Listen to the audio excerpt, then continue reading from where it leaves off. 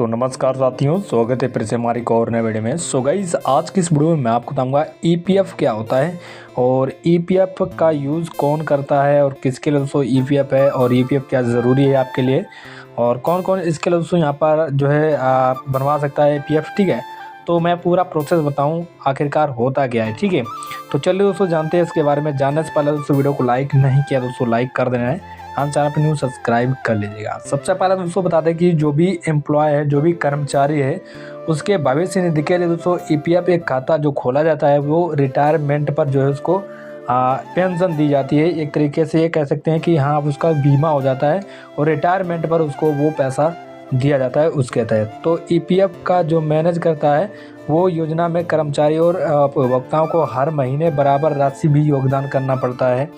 तो यानी कि दोस्तों यहाँ पर जैसे कि अगर आप प्राइवेट कंपनी में बाहर कहीं भी काम कर रहे हैं तो वो कंपनी वाले लोग जो है आपका एक खाता खोलते हैं। ठीक है, तो खाता खोलते हैं तो उसमें ईपीएफ खाता खोलते हैं और उसमें एक खाता में आपका एक यूएन नंबर होता है। यूएन नंबर होता है जो कि यूएन नंबर की बात करें तो उसमें 12 अंकों का एक यूएन नंबर होता है। वो ईपीएफ खाता खोला जाता है जिसमें दोस्तों यहाँ पर आपका 12% एम्प्लॉयज़ भरता है और 12% जो है कंपनी भरती है। टोटल 12% और 12 उसका अगर 15 का 12 करें तो दोस्तों यहाँ पर जो है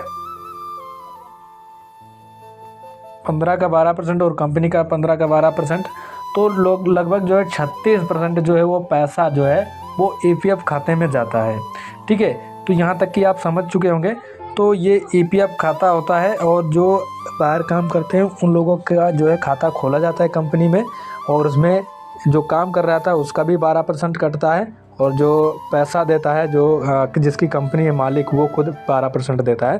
टोटल उसमें जो है 36% पैसा उसमें जाता रहता है। ठीक है, तो उसमें ब्याज की दर जो होती है वो 8.15% होती है या केवल अप्रैल से लेकर के 200 मार्च तक के बीच में दौरान ईपीएफ पॉजिटिव किए जाते हैं। ठीक है, तो उसके हिसाब से दोस्तों अगर बात करें दोस्तों जब ये ईपीएफ का जो पैसा जो इसका पैसा है जब एम्प्लॉयज़ जब रिटायरमेंट होता है 58 वर्ष की साल में तब दोस्तों इसका पैसा जो है वो दिया जाता है। ठीक है, अब काफ़ी सारे लोग जो है इसका पैसा पहले ही भी काटना चाहते हैं, लेकिन अगर पहले पैसा अगर आप काटते हैं तो दोस्तों इसमें आपको टैक्स देना पड़ेगा। फिर भी आपको 5 साल तक तो बिल्कुल उसमें काटने का मौका नहीं दिया जाएगा। अगर 5 साल के बाद दोस्तों अगर आप काटते हैं तो उसमें आपको टैक्स देना पड़ेगा। अगर आप 58 साल के बाद दोस्तों ईपीएफ अकाउंट से पैसा को विड्रॉल करते हैं तो 0 टैक्स में आपको मिलता है। ठीक है, तो आप जान चुके होंगे कि दोस्तों यहाँ पर यह एक तरीके के पेंशन है जो कि कर्मचारी को दी जाती है प्राइवेट कंपनियों में।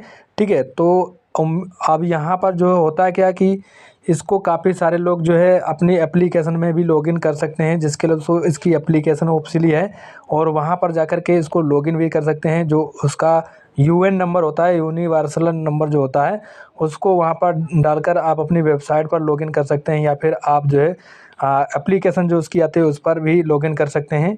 तो उसके बाद उसमें यहाँ पर जब डैशबोर्ड खुलता है तो वहाँ पर ईपीएफ का रिकॉर्ड के अनुसार जो मेंबर की आईडी, आधार नंबर, जन्म तिथि, मोबाइल नंबर, ये चीज़ें उसमें पूछी जाती है। उस चीज़ को भर करके आप उसको एक्टिवेट कर सकते हैं। उसके बाद दोस्तों अगर आपका का जो है केवाईसी के लिए मांगता है तो दोस्तों केवाईसी भी करना पड़ता है। तो एप्लीकेशन से आप अपने घर बैठे केवाईसी वगैरह भी कर सकते हैं। तो काफ़ी सारे इसमें प्रोसेस चलते रहते हैं जिनको आपको फॉलो करना पड़ता है और ये एक तरीके की पेंशन है और जिनकी जो प्राइवेट कंपनी में काम करते हैं उनका जो है एक तरीके का जो है ईपीएफ खाता खोला जाता है और उसमें जो है उनका पैसा जमा होता रहता है और 58 वर्ष की उम्र में उनका जो पैसा वो विड्रॉल कर सकते हैं अपने आप से।